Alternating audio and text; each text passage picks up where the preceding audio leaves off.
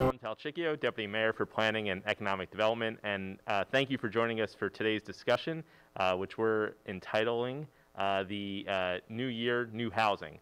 So in 2020, we actually gathered together at the DC Housing Finance Agency to have the same conversation, to look ahead at the year that was to come, and to talk about all the different initiatives that we have on the housing affordability issue. So what we want to do is first update you on where we are on our progress to the 36,000 by 2025 goal, and then just go through agency by agency among our housing agency partners on which initiatives we have in 2022 to help support us in reaching the 36,000 by 2025 goal. So as you know, the mayor made the promise when she was running for office to double the amount that is in the Housing Production Trust Fund each year. It was typically about $50 million a year, and the mayor made sure that that commitment every year would be $100 million. And that's what she did for every year since she's been mayor in 2015. In 2019, the mayor made us the first jurisdiction in the country to have affordable housing goals by neighborhood. And that is part of an overall initiative, which we, for shorthand, say 36,000 by 2025, which means that the district would work with our housing partners, both as district government agencies, but also with a lot of private sector partners, both nonprofit and for-profit entities, to produce more housing. So 36,000 units by 2025. And she set a sub-goal to make sure that 12,000 of those units would be affordable.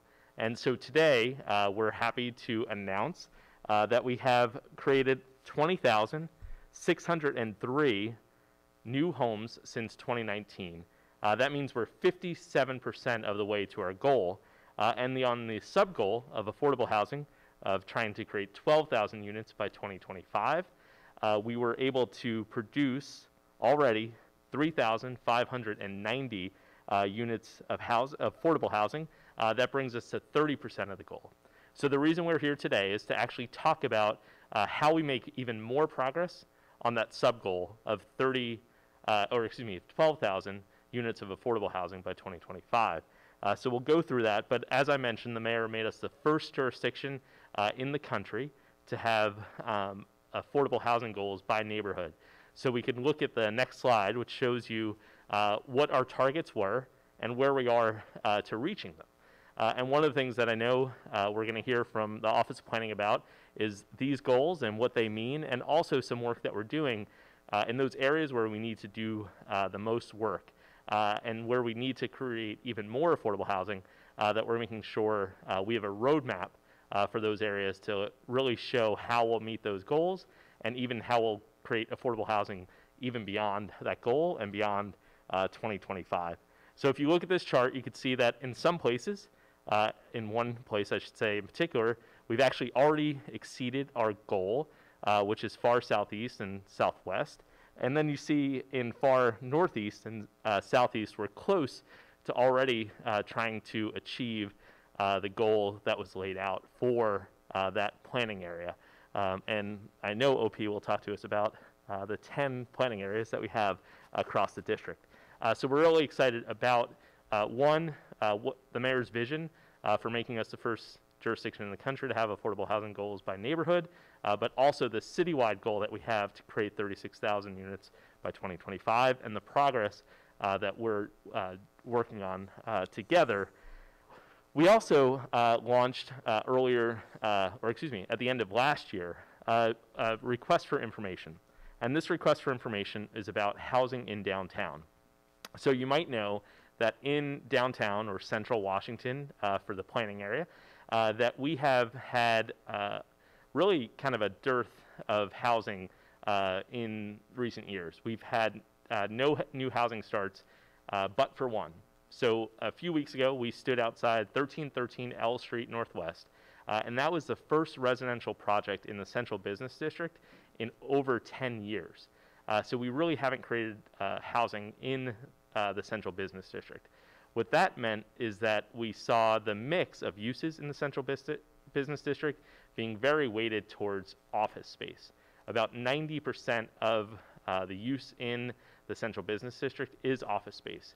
when you think about other neighborhoods like Capitol Riverfront, where you have more vibrancy, especially at this time where office is not as utilized as it once was, we see that we haven't had the same sort of vibrancy, and we see that we need to create a better mix. In the Capitol Riverfront, you have about 50-50, so 50% office and then 50% other uses like residential or hotel. So what we want to do with this housing in downtown, and it's on the next slide, what we want to do in this housing in downtown RFI is really ask property owners to submit how they would approach taking their commercial use and changing it to a residential use, or a hotel use to a residential use. And so what we want to do as well is make sure that when they make that change, that we capture some of it for affordable housing. So what we've done is asked property owners to submit to us how they would approach that and what it would take for us to match up with other programs that create affordable housing. And so that is going to be due, we've extended it a bit, it's going to be due to us on Friday, February 4th at 5 p.m. So for those of you watching, let's make sure we spread the word to property owners in the Central Business District to get out the information about the request for information, and you'll have until Friday, February 4th to respond. And we'll hear at the end of this lineup from Sarosh Apadwala, who's leading the work on this space and making sure if folks have questions about that, that they raise them in this forum. So what we'll do is we'll now talk to our housing agency partners. We'll go through some presentations, and then we want to hear from you, your comments, your suggestions, or your questions. So if you're watching online and you're or watching on channel 16, you could go into the chat on Facebook or in Twitter and really just use that chat to ask us a question, and we'll be able to monitor that and bring you into the conversation that way. And if you're on the phone line, you could dial 0, and that will allow you to queue in to make you part of the conversation as well. So with that, I want to bring in our Director of the Office of Planning, Anita Kozart, to talk to us a little bit about what the Office of Planning is doing to get more housing in 2022 and beyond, and to make sure that we meet that goal that Mayor Bowser set, 36,000 by 2025. So with that, Director, thank you. Thank you, Deputy Mayor. I'm really pleased to report on the ways that the Office of Planning is working to advance the Mayor's goals of 36,000 units by 2025, specifically with a couple of tools, including our zoning initiatives and our community planning. And so there's a lot here on this slide, and I'm going to go through and explain this to you. So first, with our zoning initiatives. The Office of Planning is going to work with the Zoning Commission to implement a series of zoning text amendments with the goal of making it easier to build more housing in more areas across the district. We're going to establish some criteria to allow, as a matter of right, development of small apartment buildings in RA1 zones, those low-density residential zones throughout the district. OP will also make some recommendations related to residential buildings and allowing those on alley lots, particularly places in Georgetown and Capitol Hill are places where you find opportunities for this. We will also make some recommendations to allow for homeowners to more easily provide accessory apartments as well.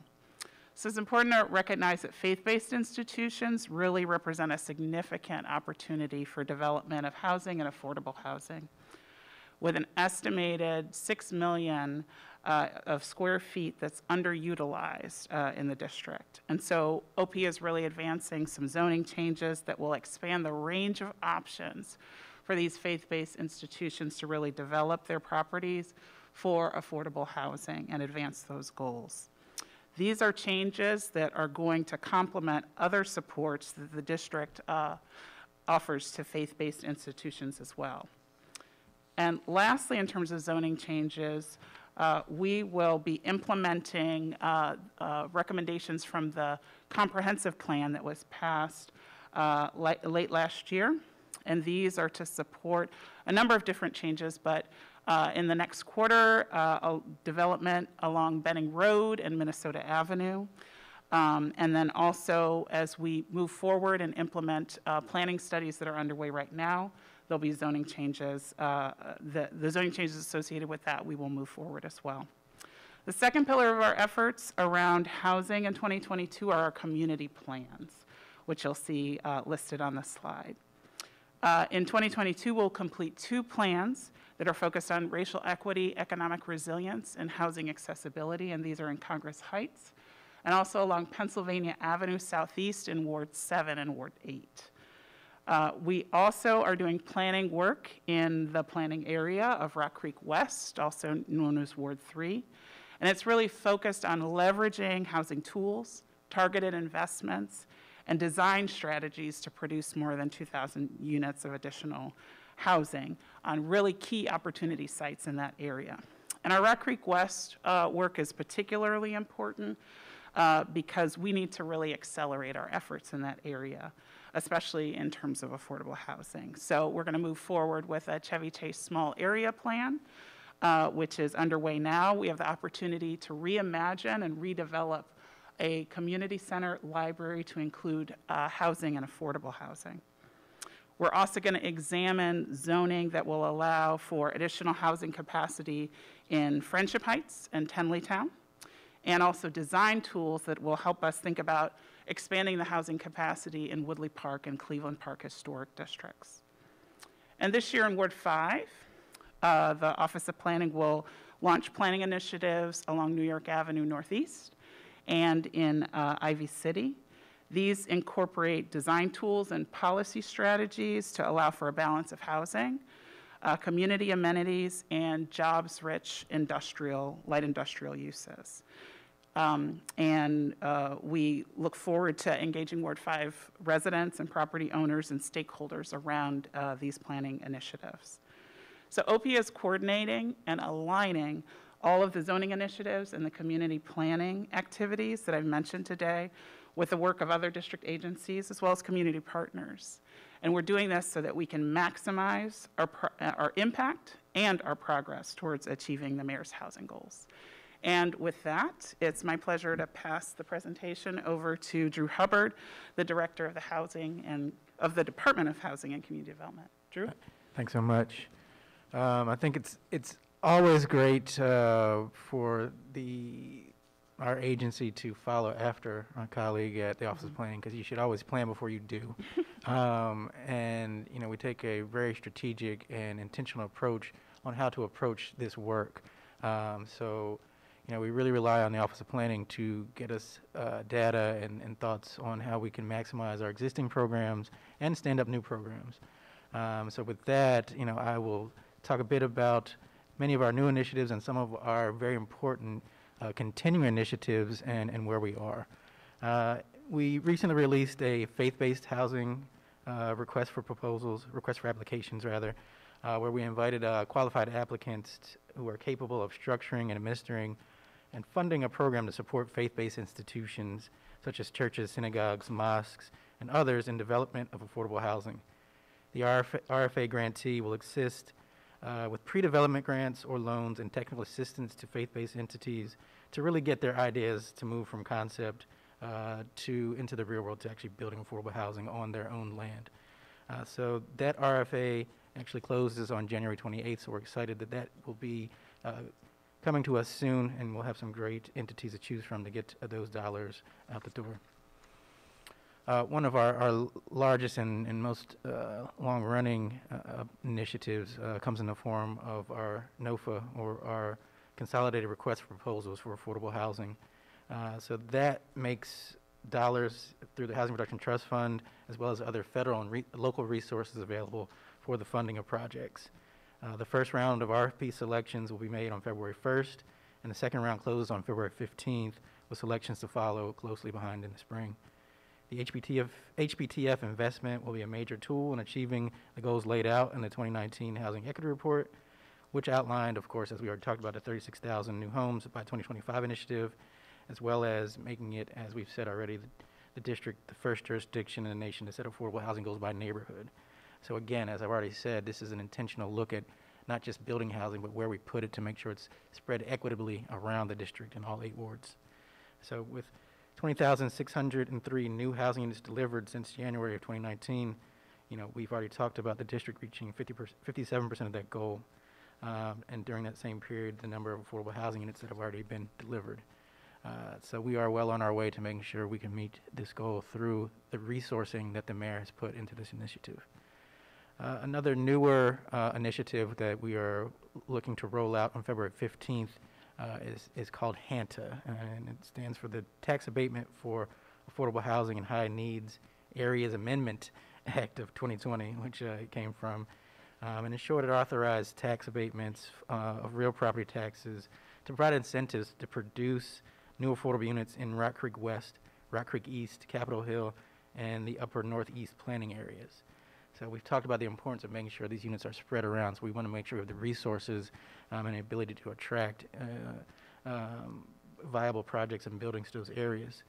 So the regulations for the abatement are now being finalized, and DHCD will release a request for proposals to apply for the abatement on February 15th. So when the funds are available for that purpose, the total amount of tax abatements awarded to all developments in a fiscal year, the first time awarded, will be $200,000 in fiscal year 2024, $4 million in fiscal year 25, $4,160,000 in fiscal year 26, with a cap of 4% of an increase in each year thereafter. Moving on to our homeownership assistance program. Through the American Rescue Plan, the United States Treasury made available to the districts $50 million in home assistance funds, which we are calling HAF. The Treasury made initial payments from the HAF program available to us. We were able to draw down 10% of that amount to start a pilot program related to helping out homeowners who find themselves in distress. But that pilot program, I'm happy to say, will be wrapping up because just recently, within the last 2 weeks, we were awarded the full amount of the award, and it was approved by Treasury. So we will be using the lessons learned from the pilot program to expand that program citywide. The pilot began with homeowners, specifically condo owners, in wards 7 and 8. But we are looking at a full launch in the spring, where eligible applicants can apply through a comprehensive website to apply for funds to help with any arrears in either their first trust, mortgage, any condo fees, or other associated fees to make sure that homeowners are able to stay in their homes. And moving on, we have several of these, so just bear with me. But as was mentioned, we are also involved in the accessory dwelling unit pilot. Later this spring, DHCD will release a request for proposals to provide financial assistance to create an accessory dwelling unit, which is also sometimes called an accessory apartment, on the property of homeowners throughout the district. Mayor Bowser made $1.5 million available in DHCD's FY22 budget for the purpose of creating this financial incentive. And work is underway, as was mentioned, between the Office of Planning, the Department of Consumer and Regulatory Affairs, DHCD, and the Deputy Mayor's Office to structure the program. The work follows the district's effort to bring more accessory apartments online with the help of DCRA's Homeowners Center.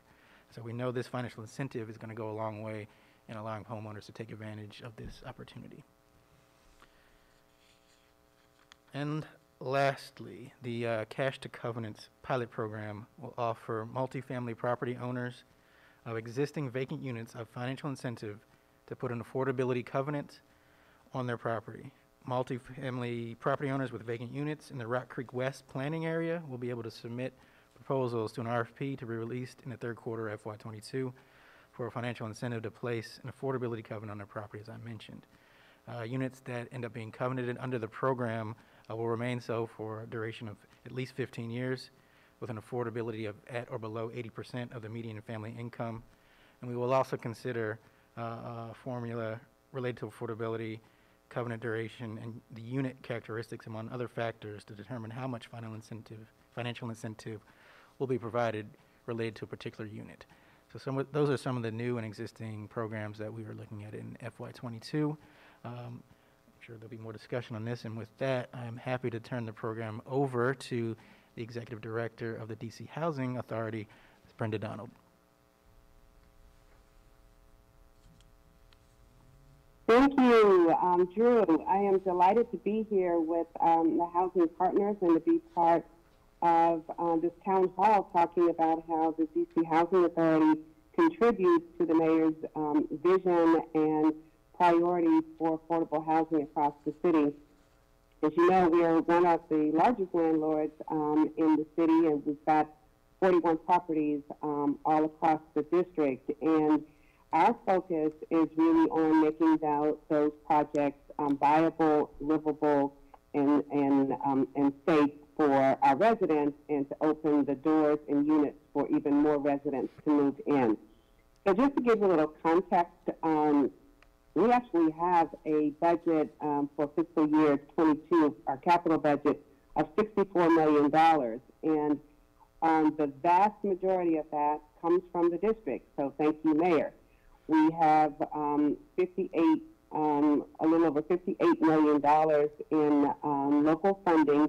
That includes $50 million for capital, and then the $8.25 million for rehabilitation and maintenance of our properties. And the federal government only gives us $8 million. So while it's a substantial fund, most of it is local. And we break down our projects into several buckets. $18.4 million is really focused on rehabilitation, and we have projects in wards 2 and 5. And when I say projects, these are our public housing developments. And the rehabilitation funds allow us to bring those properties up in terms of basic repairs and livability for the residents who live there, as well as bringing online a number of vacant units so that more people can move in and more can move off the waiting list. We have $28.5 million is focused more on stabilization, similar types of projects that go to basic infrastructure, heating, air conditioning, elevators, the basic building blocks of livability, while we are moving towards larger scale development. We plan to spend a little over $10.6 million for architectural and engineering design work for our developments in wards all across the city, and $6.8 million for repair and modernization. So we've got a lot of activity going on this year. There's a lot of need, and we're very excited to be moving projects forward. We also have some big developments, and first I should say all of our work is done in partnership with our sister agencies, and some of it may be in terms of funding, and some of it is in terms of shared responsibility. So we collectively own and are proud of these developments, and I'm very excited because one that's been long overdue, as many of them are, is the Kenilworth project, where we will be having a groundbreaking coming up soon, so stay tuned.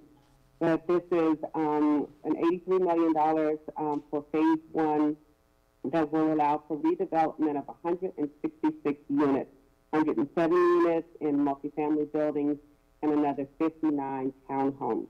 Very, very excited about that. Park Morton is one of the new communities initiatives, another one that has been long delayed, and we are ready to move forward with the phase 1 infrastructure that should start hopefully any day now. Berry Farm is another new communities initiative in Ward 8, and that work, we've had infrastructure work ongoing, but we're very excited and poised to have the senior buildings closed in 2022, and to have that as the first building on site where our seniors who have been relocated can move back and others can join as well. And that will also be both new communities by design, are mixed communities with a variety of housing and other community amenities. And then finally, on a personal note, as Executive Director of the Housing Authority, over 800 employees, we will be moving our headquarters. This is another long-standing project. The plans have been underway for a good 6-8 years, And that, if anybody has been to our building at 1133 North Capitol, you know why I'm smiling so broadly. But important to the housing community is that this long obsolete office building will pave the way for 1,000 new housing units, including 200 affordable units, and as well as retail and office space. And then we will move to new office quarters that will allow us to do our work better. So we've got a lot more things underway. These are just teasers to let everyone know that the Housing Authority is very much open for business, and we consider ourselves a partner along with the other housing agency partners in the district. So with that, I think I am turning it over to a key partner, and that is Chris Donald, who is the Executive Director of Housing Policy. Good afternoon, everyone. My name is Christopher Donald, CEO of DC Housing Finance Agency. Thank you for the opportunity to be here, Deputy Mayor, and the rest of the housing ecosystem. We wanted to focus a little bit on three areas of our business today. First of all, our risk share program. Secondly, our housing investment platform. And finally, the federal finance bank. It should be noted that we play a supporting role to most of the affordable housing that's funded through the Housing Production Trust Fund with tax-exempt bonds and low-income housing tax credits. Our work cannot be done without that critical subsidy being a part of the mix. We expect that this year is going to be exceptionally busy, as on an average basis we do about $300 million of production. We're probably looking to do about $450 million in tax-exempt bond issuances. Our risk share product is one of our most important, and it really fundamentally allows us to provide a lower cost of borrowing to all the sponsors of housing. And so at the end of the day, that means that with our Housing Production Trust Fund, we can build even more units. Over the last month or so, we've recently approved a project that will ultimately return about $2 million to the Housing Production Trust Fund. And so we're really excited about that. It's the first time that we've been able to do it, and it's our goal to be able to do that over again because, again, that's critical to us doing more with what we have. The second tool in our toolbox has been a really special one, and that's our housing investment platform, and specifically our single-family program. And it was born out of three objectives. First, to increase the amount of middle-income housing for residents who are being displaced all over the city, and making sure that there's a place for people who are middle income to still be able to afford to buy housing. Secondly, to build capacity in emerging developers, ultimately giving people who don't have the opportunity to access capital a chance to come to the table, to build a portfolio of work, and then to be able to go out and go to other sources of equity. Finally, is to allow homeowners to build wealth. We know that homeownership is one of the most essential components of access in the country. And so we want to give more people the opportunity to do that. At our West Street project, a project that we closed in conjunction with DHCD, we just delivered 8 townhomes that were sold to new homeowners, one of which was a police officer with 2 children, a single mother. And what we've seen already at that project is within the last 3 months, those homeowners have been able to develop almost $150,000 worth of equity. And that's really important. So we're really proud of our ability to help more people access homeownership and equity in homeownership. The last tool in our toolbox that I'll talk about is the federal finance bank. It's rather esoteric, but essentially it's an opportunity for us to access even lower cost of capital, working in conjunction with the U.S. Treasury. They created a program where they buy the loans that we originate, and then we provide lower cost capital to developers, which again relieves some of the pressure on the Housing Production Trust Fund and allows us to stretch our resources even further. With that, I'd like to turn it over to my colleague, Sarosh Opadwala at DMPED, at the Deputy Mayor's Office for Planning and Economic Development, and he is Director of Real Estate. Sarosh? Yeah, thank you, Director. As you mentioned, I am the Director of Real Estate in the Deputy Mayor's Office for Planning and Economic Development. I'll be talking about some of the projects that we're working on related to housing in 2022. Under Mayor Bowser's leadership, my office has actually completed over 40 projects, including 5,000 units of housing and 1,800 units of affordable housing, primarily deeply affordable housing, 30s and 50% AMIs. Today we're going to talk a little bit about the projects that are coming online in 2022, and similar to Executive Director at the Housing Authority, what she mentioned, which is a lot of these are very long-standing projects that have been out in the works for many years, and Mayor Bowser made a commitment to move long-standing projects, and she's doing just that with these projects. Already mentioned were Park Morton and Barry Farm, which we're very proud of and enjoy working with the Housing Authority on. And another project with the Housing Authority that's coming online is Northwest 1, which Phase 1 is actually going to be opening this year, hopefully in the summer, early summer. And Phase 2 will actually be closing and then breaking ground also in this year. So Northwest 1 is actually the first New Communities project. It's actually the project that created New Communities back in the early 2000s. And we broke ground on it approximately 3 years ago, and it will deliver at total completion. It has 3 phases. It will deliver over 700 units of housing and over 250 units of affordable housing. So that's really a welcome project in that neighborhood. Another project that we're working on that will be opening in the spring of this year is Spring Flats, also known as 1125 Spring Road. And this project actually is paired with a senior project that is also delivering around the same time period. And this includes a historic preservation of the Jewish Home for the Aged, is what it was called.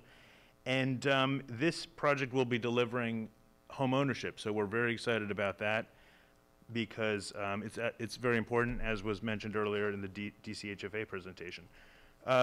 Also delivering is the Fort Totten Townhomes, another home ownership project and another long-standing project. This project was actually started around 2007, and again, under Mayor Bowser's leadership, we're moving forward. We will be opening and selling these townhomes, and we're pretty excited. The neighborhood has responded very positively, and we expect the sales to be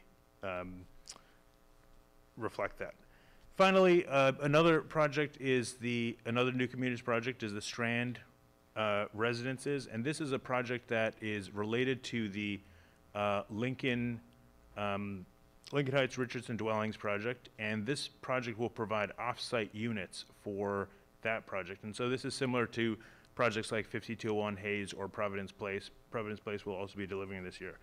So again, we have a commitment to creating new affordable housing and moving forward projects that have been out there for many years and are overdue, as was mentioned, in the community.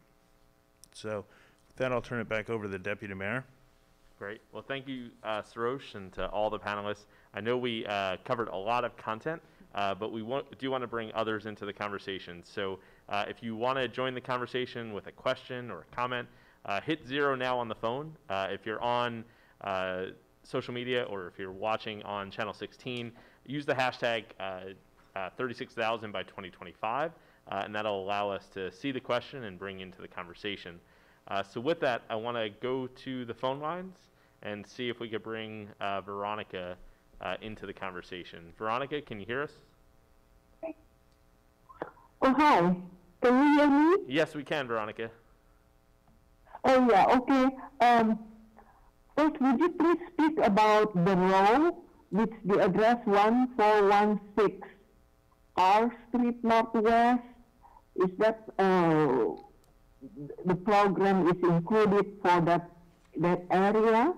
And the second question is, you have a numerous program to help the affordable housing. Would you consider rent-to-buy program to be included for people who are not ready to buy but willing, wanted to have an own or home ownership, but is not ready for any reason, financial or maybe other reason. That is my question. That will be help a bigger opportunity for people who are not ready to buy. Thank you. It's a really great question, Veronica. Veronica, if you're still on, can you repeat the first part of the question? What was the area that you were referring to? Yeah, it mentioned on the meeting with workman owners is the row, ROW 1416 R Street Northwest, Washington, D.C. Okay. Why don't we get a little bit more, try to get you some information. If you can stay on the line, I think we can get your contact information to maybe get some more specific background on that question, and we'll do that off the call. But the rent to own was actually a really interesting concept. So I'm looking at the panel and I see everybody looking. Wait, I see someone ready to take it. So let me go over to Drew, and then I have a kind of a follow-up question for Chris Donald about the HIP program and how prospective home buyers. But let's go to Drew about rent to own and how we approach that. Sure. So we to begin with, to help people get ready to own, we fund a network of CBOs, community-based organizations that help with financial literacy and really just housing counseling to get people prepared to transition, if they so desire, from renters to homeownership. So that counseling is a good first step to really get a flavor of what it is to get ready to be a homeowner. And we have other programs in the district, including our Tenant Opportunity to Purchase Act program, which often results in tenants organizing in a rental building that's put up for sale and exercising their rights and ability to be able to either themselves or in partnership with a development entity to purchase that building. And oftentimes we get homeownership opportunities out of that through co-ops and other homeownership structures that result from formerly rental buildings. And why don't we go to Chris Donald? Chris, talk to us about, you mentioned the HIP program. How do people find out information and how do they access it? Who's eligible too? I guess a couple of questions in there about HIP. Sure. Thank you, Deputy Mayor. So with our HIP program, what I would encourage people to do is you can send us an email at info@dchsa.org, and please, in the subject line, put HIP inquiry. Generally, we partner with the developers that I mentioned in the model, and the developers are responsible for putting the word out on the projects that they're working on. I can tell you we have one project in the works right now. It's called the Heights Residences, Todd A. Lee Residence at the Heights. And so that's just beginning construction, and there are several other projects in the pipeline. We also have another project that's under construction over in the Rosedale neighborhood. So if you forward us your information, we'll go ahead and share that with the developer. The developers market those properties to the public and through MLS, and that allows people access to buy them. In terms of qualification, there are income restrictions for qualified buyers, and those buyers have to be below about 150% of the area median income, and that translates for a family of 4 to approximately $150,000. All right. So another question that came up was about Rock Creek West. So I'm going to look to you, Director. Rock Creek West, I know that we have a long way to go on the goal. So what are some of the steps that we're taking, and how does some of the work that you described help us towards the goal? I think it's 1,950 units in Rock Creek West? Yeah, 40 more, 1,990. Oh, 1,990, Yes, sorry. 1,990 units. And that is the area of the city where the pace of housing production has really lagged behind. And so we're really making a lot of efforts, both in the housing tools and incentive side that Director Hubbard mentioned, but then also in the planning side.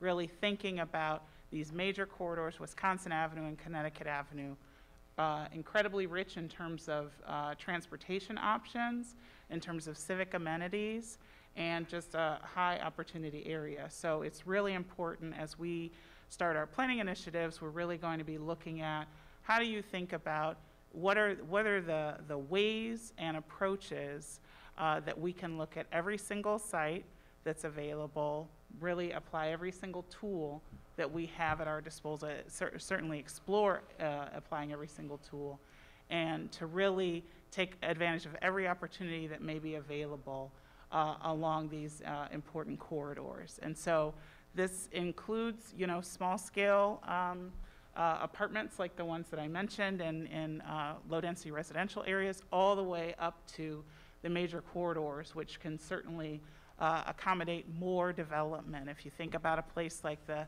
Chevy Chase Library and Recreation Center that I mentioned, really incorporating housing as a way of bringing in more affordable housing, but also renewing a really important civic amenity. That's what we really want to see. And so that's an example of how we would look at opportunity sites, certainly in Rock Creek West, all along the avenue. And in our roadmap, which we issued last month, we really identified a number of opportunity sites along there. And so you can go to planning.dc.gov and get access to that roadmap, take a look at it, and certainly think about what of the initiatives that I mentioned you're interested in participating in. Again, those are in Chevy Chase, Friendship Heights, Tenleytown, and then the Woodley Park and Cleveland Park historic districts. And Director Hubbard, you've got a couple programs, well, one in particular that I'm thinking of, that cash 2 covenants that you announced and will soon open up. How does that help us in Rock Creek West? So it helps us, again, we know that in those areas that are high amenity and have not traditionally had affordable housing to the scale we need, we're looking at ways to provide incentives for both existing buildings that may have vacancies to put those units under covenant, so we have affordable housing there, and existing buildings that are already in the built space. But then also, again, looking at the ways we prioritize through our funding rounds to attract more projects and proposals from that planning area. And so part of the reason the mayor launched the initiative of 36,000 by 2025 and the 12,000 initiative was, one, to measure, right? So the $100 million, we wanted to be clear how much that investment each year would yield. One of the things I forgot to mention was that this year, there's how much, Director? 400 million, I believe. 400 million, yeah. Yeah. So tell us what the demand has been like in the first round, and what do you Yes. expect sort of in the second round?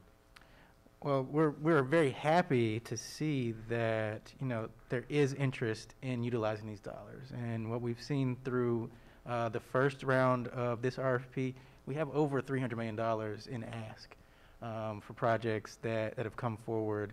And then we're still, you know, accepting, as I mentioned, other proposals through into February, and we'll get, you know, way north of that number. And so one thing I forgot to mention on Rock Creek West, Director, is the, and actually, we should go to our housing agency partner roles. We'll just go by first names for the rest of the day. Every first Friday of every month, we all meet, and one of our rules is just to use each other's first names. So Anita, Rock Creek West, too, I don't know if you remember this stat, but before the mayor announced the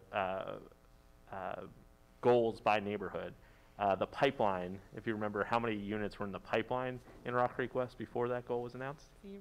Well, how many were, the pipeline was 80. Yes, the pipeline was Now, 80. That's since right. that time, the pipeline is now 440. So one of the things that we talk about is that our emphasis on affordable housing, although it hasn't been produced, they haven't been produced yet, we see that there's 5 times more affordable units in the pipeline because of this intentionality. So we talked about it being intentional, and that it'll take some innovation and then also investment. So everything that we talk about today is how do we get to these goals. Another question, this one is for Brenda.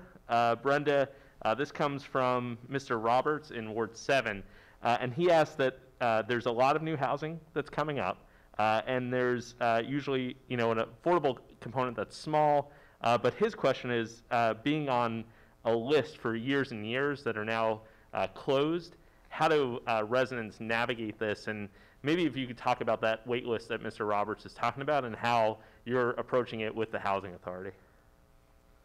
Great, thank you, Deputy Mayor. Thank you, Mr. Roberts, for that question. This is really timely because we are now trying to, in the process of updating our wait list, and we will be coming out in the next month or so with some public service announcements and social media outreach to ask people who've been on the waiting list to please make sure we have their most current information. Because the reality is that we do have a number of vacant public housing units, and as I shared in my presentation, we're upgrading them, we're renovating, we're rehabilitating, and we're doing new developments. And so a lot of those units are really quite nice, and they are all over the city. So we do want to encourage people to reach out to us and let us know where your information on the waiting list, and allow us to reach out to you and see if we have a match for you and your family. And then Brenda, sticking on that, there are units in not just the new housing that's coming up. I think I think it was from JT is the person's name. JT asked that, and oh, actually that was Mr. Roberts. Sorry, Mr. Roberts' question was about kind of new housing and what we've talked about here that either Chris or Sarosh or Drew or Anita are working on. But you have units in DCHA that have been underutilized. So can you talk about that and the process that you're undertaking? We have hundreds of units all throughout our properties. We have quite a few in our senior buildings that are really very generous sized efficiencies or one bedrooms that have been modernized. We have units available in some of our family housing. It really is all throughout the city, and that's a big campaign. In fact, it's my #1 priority to fill those units up so that we can take people off of the waiting list and put them into housing now. So that's not something you have to wait years and years for, hopefully, depending on where you are on the waiting list and what your family's needs are. Thanks, Brenda. And Mr. Roberts, thanks for the question. Now, did have two questions from JT. The first, Sarosh, if you could help us with, it's how do city properties, when they're being redeveloped, how do they help us with our sustainability goals? Yeah, absolutely. Happy to answer that. So when city properties are redeveloped, they help us with our sustainability goals in two main ways. One is that they are required to meet the district's green building law, and I believe that law currently stands at LEED Gold, but I would have to confirm that. And the other way that we help move sustainability forward is we actually encourage the developers to use the green building standard as the floor and come up with innovative ways that they can add additional sustainability and resilience elements to their projects. All right. And then JT had another question about housing types in the cities and what's available for returning citizens. Drew, do you want to talk a little bit about some of the work that our community-based organizations are doing with returning citizens? Absolutely. So, you know, the types of housing, and we are very intentional when we put out RFP, besides just regular Housing Production Trust Fund dollars, we layer into the RFP other sources of funding for specific populations, including from our partners at DBH, the Department of Health, other agencies that have specific money for specific populations. We are currently talking to and working with and have seen some proposals for doing some additional units, particularly for returning citizens. So there is funding in our budget this year to look at the production of units for returning citizens. Great. And we have some folks on the phone line. Ms. Jefferson is up next in Ward 6. Ms. Jefferson, can you hear us? Yes, I can hear you. Great. And you had a question about getting prepared to buy a home. Is that right? Correct. Now, I was asking about because I'm speaking on behalf of those who are trying to establish credit. Now, I am a independent contractor, but without me using my business credit, I'm trying to establish personal credit, which has affected me because a lot of the lenders are judging me as if I have bad credit. So how would these programs help assist us, whether they're business startups or people who are trying to establish credit to afford these houses? That's a How really would good. these programs help us? It's a really good question. Let me look to Drew to answer that. And Ms. Jefferson, if you stay on, we could send you some information. So why don't you stay on and give us your contact info? And Drew, over to you. Absolutely. And that's one of the critical components of our home purchase assistance program, which is our assistance for folks who are really trying to find that first home and purchase it.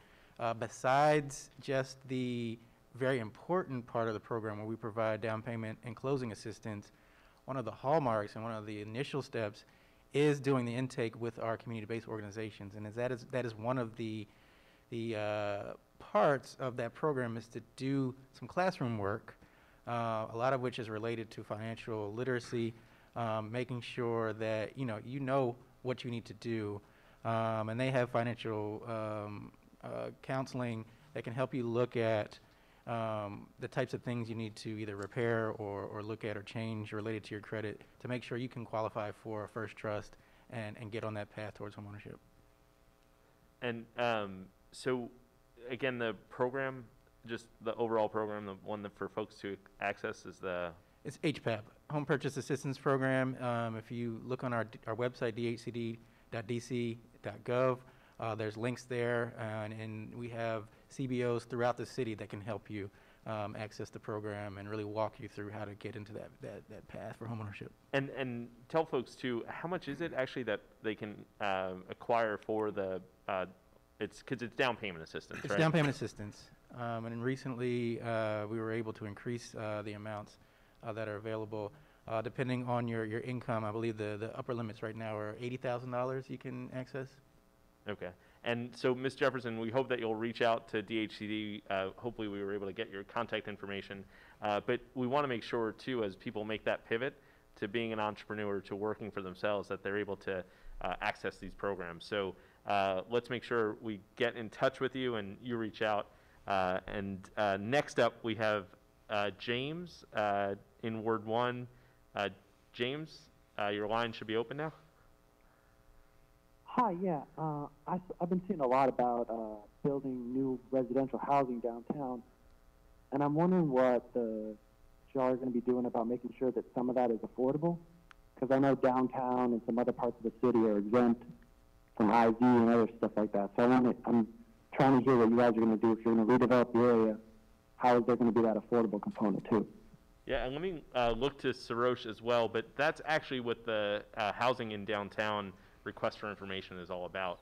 So it's not just that we create housing in downtown, but we think about the right way to approach capturing some of it for affordable housing. So Drew mentioned a program that we have, which is a tax abatement in high opportunity areas. So that would be one tool that we could use. But Sarosh has been in some of these conversations with property owners. So can you tell us how that conversation plays out and why the RFI helps? Yeah, absolutely. So that's a great question, and we certainly do want to ensure that there is affordable housing in all of our projects, including downtown.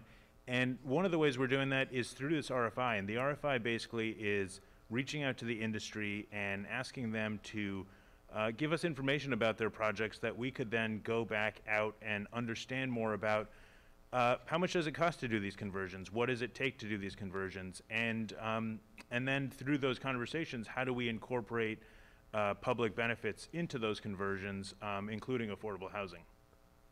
Great. If we go to that slide for the housing in downtown, you'll see also why it's a good time to do this. And this is something that we looked at a few years ago, but the timing wasn't right. What we see now is that of the commercial space, there's about 107 or 108 million square feet, and with the vacancy rate being over 20%, about 23 million square feet are available.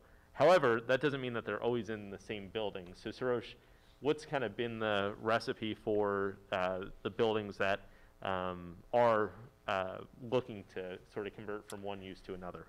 Yeah, that's, we don't yet have a recipe. That's a good question. That is actually one of the key elements that we're trying to understand through the RFI process. But generally what we found is that if I could talk in generalities, older buildings that are what are considered Class C buildings, so older buildings, and then it also depends on, as you can see from this map, their location on the street grid. So if a building is basically sandwiched in between two other buildings, it's difficult to get the floor plates necessary to do residential, whereas if a building has 3 open sides, it's a little bit easier. So we have a number of technical challenges. As the Deputy Mayor mentioned, there's also the vacancy issue. So a Class C building, for instance, that's entirely vacant, that has, not too deep floor plates, and is in an area that, we think could sustain a significant amount of housing. Great. And I know we're coming up to the end of our time, so we're going to do a quick round the horn with our directors just to give their parting thought and what they're looking forward to most in 2022. So we'll start with you, Anita. Thank you. So definitely looking forward to engaging residents and property owners and businesses around our community planning initiatives. If you want to learn more, please visit planning.dc.gov, and we'd be happy to share information with you. So I get most excited when we go to ribbon cuttings, and these units are ready for residents. And so with that, I also want to point out one of our resources, DCHousingSearch.org, which is a website that allows residents to search for affordable housing by any number of criteria, whether it's by ward, how much the rent charge per month is, amenities. So again, the units that we fund, and with our partners, we do our best to make sure that all those units appear on DCHousingSearch.org so that residents can find affordable housing as they look for it in all 8 wards of the city. Great. Brenda? Sorry? Oh, Brenda, so I am, what are you most excited about in 2022? I'm sorry? We were just saying what we were most excited about in 2022. Yes. I'm excited to really be part of this mayor's team of housing agencies that is really all of us contributing to meeting the goals of housing affordability across the city. We play a major role, and we are thrilled to be part of this team. Brenda, I hope you're not just saying that because we're all here. Chris? I can't even see you. Chris? I'm really excited, much like Brenda. We've got a really, I'll use a very colloquial word, dope team in the housing ecosystem. And it's really exciting to all be working well together and pointing in the same direction. I'm really excited about our risk share program. I mentioned that a little bit earlier.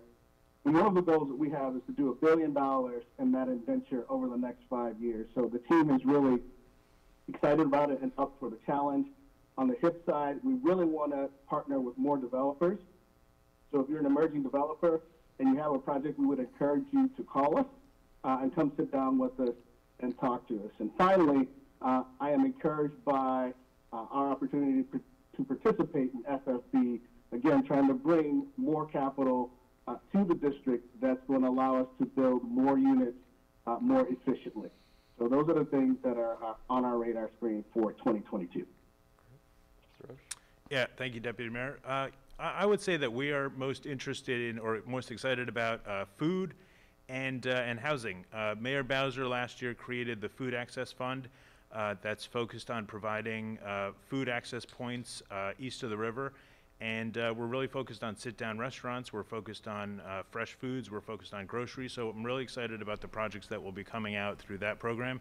And then, of course, the main bulk of our projects, a shameless plug, we're excited about March Madness, which will be coming up in March, where we announce our projects for the next year. So we're excited about some of the projects that are coming up. Again, moving long-standing projects and continuing to break ground on new projects and cut the ribbon on completed ones. Great. We'll really appreciate that, Sarosh. And I think we're March 25th. I think so. Yeah, March correct. 25th. Great. So really want to thank everybody for joining us today. So mention that these are our housing agency partners, but what Mayor Bowser has really said is that all of the district agencies have to think about how they contribute to housing. So we do it with our partners at agencies like the Department of General Services, the public libraries, Department of Recreation, to really look across the district's portfolio about where there are more housing opportunities. We talked about Mayor Bowser making us the first jurisdiction in the country to have affordable housing goals by neighborhood. So we're really proud of that, but we're going to work together to make sure that we hit all of those goals. And really, we talked about why we're going to try to make more affordable housing in high opportunity areas. If you look at some of the research from Opportunity Insights at Harvard University, it shows that families that have the ability to live in a high opportunity area, even if they make the same income as a family that doesn't, that family really sees more opportunity to go to college, to advance in career. And so this isn't just about building affordable housing, but it's about improving outcomes of the families who live in it. So we're really proud as the housing agency partners to lead Mayor Bowser's effort at 36,000 by 2025. But we need your help. We need you to continue to advocate for all of the tools that we talked about.